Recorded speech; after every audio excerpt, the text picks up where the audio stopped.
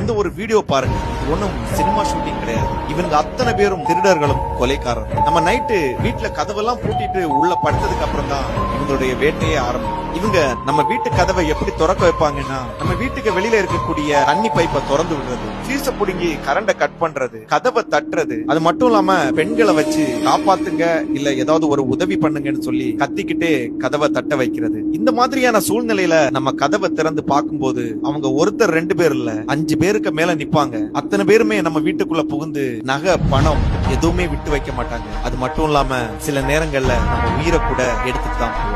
Anyway இந்த மாதிரி நம்ம நைட்டு கதவை பூட்டினதுக்கு அப்புறம் என்ன சத்தம் கேட்டாலும் கதவை திறக்காதீங்க. இது காவல்துறையினுடைய எச்சரிக்கை. நம்மளும் பாதுகாப்பா இருப்போம், மத்தவங்களும் பாதுகாப்பா இருக்கிறதுக்கு இந்த வீடியோவை மேக்ஸிமம் ஷேர்